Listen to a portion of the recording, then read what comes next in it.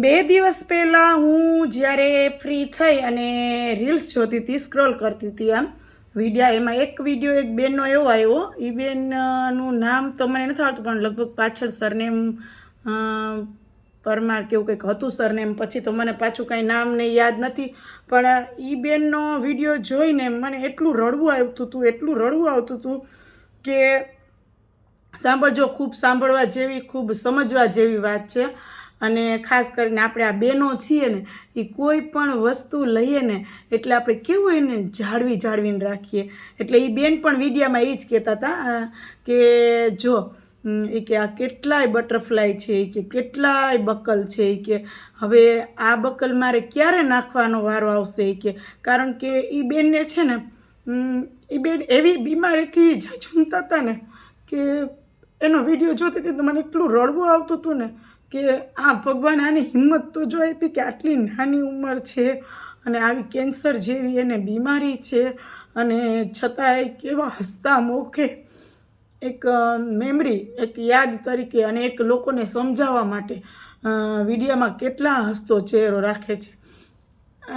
એનો મતલબ એવો નથી કે એ ખુશ છે, એ અંદરથી બહુ દુઃખી છે, પણ એ ખુશ રહેવાની એટલી કોશિશ કરતા હતા કે એ વિડીયો જોઈને તો આપને રડવું આવી જાય. એટલે હું તો ખાલી આમ વિડીયો જોતી જ હતી તો બે ઘડી એની વાતો સાંભળતી રહી તો મારા આંખમાંથી પાણી આવી ગયા કે એ બેનને કેન્સર છે અને અત્યારે પોતાના કીમોથેરાપી ચાલુ છે અમદાવાદ હોસ્પિટલમાં.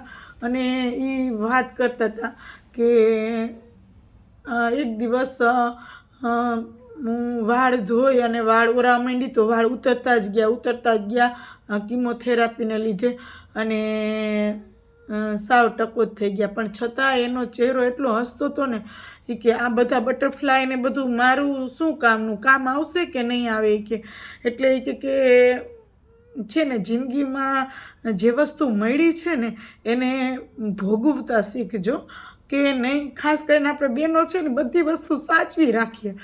કોઈ નવા કપડાં છે, કોઈ વસ્તુ છે કે આપણે આ પછી વાપરશું, આપણે આ પછી કરશું, આપણે આ પછી પહેરશું, આ પછી ઓઢશું.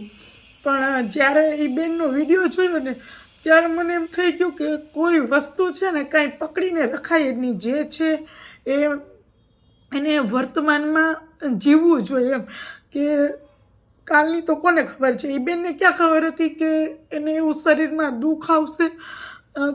એટલે મને એટલું દુઃખ થતું ને કે અત્યારે જો હું તમારી સાથે એની વાત કરું ને તોય મારાથી રડાઈ જાય કે એ બેનની કેટલી હિંમત હશે કે રોજ એક વિડીયો અપલોડ કરે. એ કીમોથેરાપી લેવા ગયા છે અને એ પોતાનો ટકલો ચહેરો બધાની સામે રજૂ કરે છે કે જો હવે મારે વાળ ધોવાની, શેમ્પૂની કે કશી જ કે ટેન્શન નથી. સીધું એ કે જ્યારે મોઢું ધોય એટલે સીધું ટકામાં હાથ ફેરવી લેવાનો. તો બી હસતા વાત કરતા હતા. એટલે મને એમ થયું કે ભગવાન આને હિંમત તો જો આપીને, ખરેખર ભગવાન જ્યારે દુઃખ આપે ને ત્યારે એ વ્યક્તિને દુઃખ સહન કરવાની હિંમતે આપતા હોય.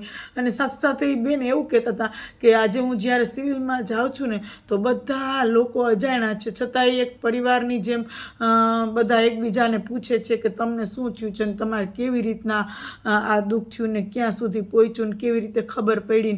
તો એ કે એના ભેગા જે આવતા હોય ને કેટલાય તકલીફમાં હોય કે કામ મૂકીને આવવું, ભાગદોડ કરવી. દર્દી તો બરોબર છે કે પણ દર્દીની સાથે જે સારવાર કરવા જે ભેગું આવે ને એને કેટલી તકલીફ પડતી હશે.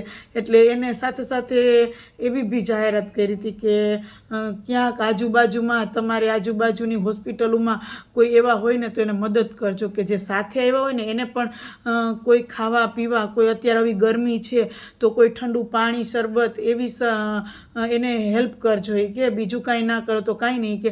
અને એ બેન કે મારી જિંદગી તો કેટલી છે મને ખબર નથી, પણ જેટલી છે ને એટલી એને સારી જીવવી છે, હરેક પળને જીવી લેવી છે એમ. એટલે આમ અત્યારે હું ગોતતી હતી જ કે મને એનો વિડીયો પાછો આડો આવે ને, હું ફોલો કરતાં ભૂલી ગઈ ઉતાવળમાં, જોઈને સીધું રડતી હતી એમાં નીકળી ગયો. એટલે પાછો વિડીયો આવે ને એટલે હું તમને એની વાત કરીશ કે એ બેન છે ને એ આમ એટલા હિંમતથી વાત કરતા હતા, એટલી કમેન્ટ્સોના જવાબ આપતા હતા કે અમુક લોકો તો પછી એવા કમેન્ટ્સ કરતા હોય ને કે તમને તકલીફ પડે. અરે દુઃખ તો થાય જ ને, તકલીફ તો પડતી જ હોય ને, પણ કે ને કે એ બધું મનની અંદર રાખી અને જેટલા કે સમય છે ને એટલો હું મારા પરિવાર સાથે જીવવા માગું છું. અને મારી આ લાઈફ છે ને એને આ બધાને વ્યક્ત કરવા માંડું છું. અને આ વિડીયો મેં એટલે ઉતાર્યો કે આ મેં વિડીયામાં હું એટલે કહું છું કે જિંદગીનો કોઈ ભરોસો જ નથી. તમે, હું કે ગમે એ, આજે હું તમારી સમક્ષ બીજા બેનની વાત કરું છું, કાલ મારી સાથે શું થાય મને થોડી ખબર છે, કે તમારી સાથે શું થાય તમને થોડી ખબર છે. પણ જિંદગીને છે ને જેવી ભગવાને આપી છે ને એવી હસતા હસતા જીવતા શીખો. કારણ કે થોડું ઘણું સુખ છે ને, વધારે સુખ મેળવવા જશો ને તો જે થોડું ઘણું સુખ અત્યારે હોય ને એ પણ આપણા ભાગ્યમાં ક્યારેક ના હોય.